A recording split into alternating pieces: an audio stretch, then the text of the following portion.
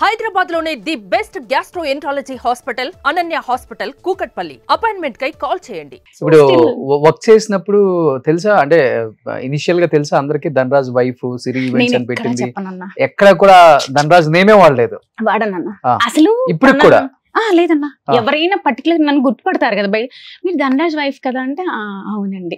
వాళ్ళు అడిగితే అంటే తన ఫేమ్ వాడుకోవడం నాకు నేనుగా ఉంటేనే బెటర్ అన్న. పర్లేదే, తన ఫేమ్ వాడుకోకుండా నువ్వు ఈవెంట్స్ చేసావంటే ఇప్పుడున్న కాంపిటీషన్ లో చాలా గ్రేట్. అది చాలా కష్టం అన్న.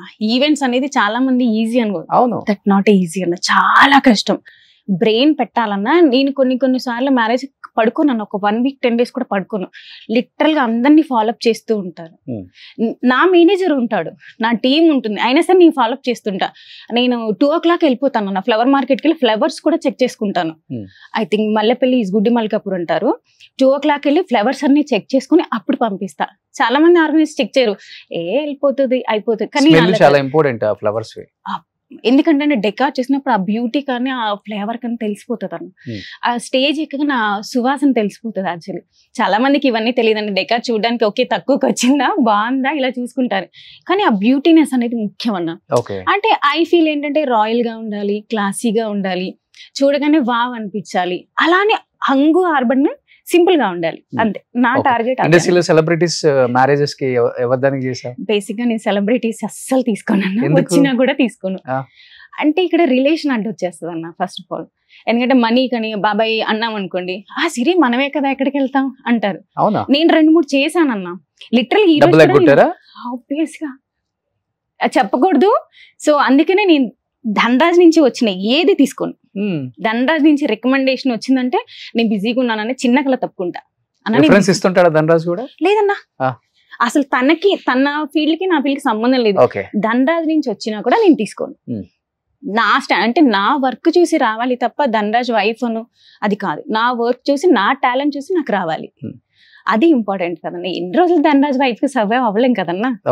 నాకు టాలెంట్ ఉంటే ఆటోమేటిక్ అదే నడుచుకుంటూ వస్తుంది, అంతే. నా టార్గెట్ అయితే అంతే. పొలిటీషియన్స్ ఎవరైనా చేసావా? నేను ఏదైనా పెళ్లికి వచ్చింటే మేబీ నేను చూసిండి అబ్బా ఎంత బాగా చేశాను అనుకున్నా. చేశాను. అండ్ దెన్ మన సినిమా వాళ్ళకి కూడా ఏంటంటే లిటరల్ గా వాళ్ళు నాకు సినిమా వాళ్ళని తెలీదు, నేను ఈవెంట్ చేసి ఓహో వాళ్ళు వచ్చి అది మీనండి అంటే అవునా ఓకే అండి నాకు తెలీదు. సో చాలా మంది సింగర్స్ కూడా చేశా. డెస్టినీ వెడ్డింగ్స్ కానివ్వండి, గోవా కానివ్వండి, నాకు తెలియకుండానే నేను సినిమాలో చేశా. అంటే వాళ్ళ ఫాదర్ మదర్ అలా కాంటాక్ట్ అయ్యేవాళ్ళన్న. అక్కడ చూసినాక ఓహో ఈ పిల్లనా ఓకే అనుకున్నాను తప్ప చాలా మంది చేశాను. బట్ పేర్లు చెప్పడం కరెక్ట్ కాదేమో మేబీ. ఉంది పెళ్ళిళ్ళకి డెకరేషన్ చేసింది అలా అని కాదన్న. అంటే క్లయింట్ ఒక ఇన్ఫర్మేషన్ లేకుండా వాళ్ళు ఒక సింగిల్ పిక్ కూడా పోస్ట్ చేయను నేను. అసలు ఓన్లీ డెకార్ మాత్రమే పోస్ట్ చేస్తా.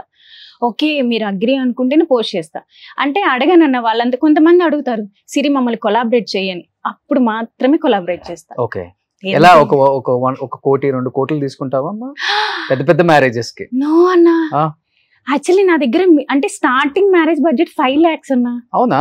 5 lakhs తోనే స్టార్ట్ అవుతుంది. ఓకే, 5 నుంచి 5-10 అంటే ప్యాకేజెస్ ఉంటాయన్న.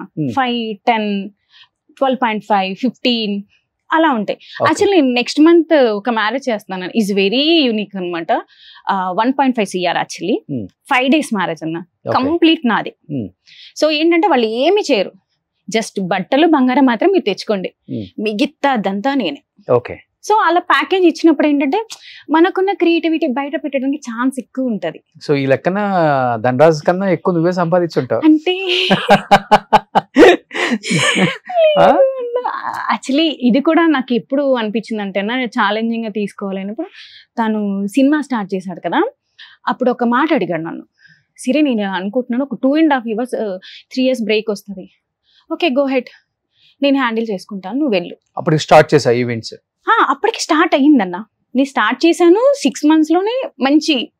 అంటే నా క్లయింట్స్ కూడా ఎలా ఉంటారంటే, ఒక పెళ్లి చేశాను అనుకోండి అన్న, సీమంతం అండ్ దెన్ డెలివరీ 21 days, నామకరణం, ఫస్ట్ బర్త్డే, సెకండ్ బర్త్డే అన్ని నాకే. ఇంకా వాళ్ళ ఫ్యామిలీకి సంబంధించిన ఈవెంట్స్ అన్ని నాకే వస్తాయి, అందులో డౌటే లేదు.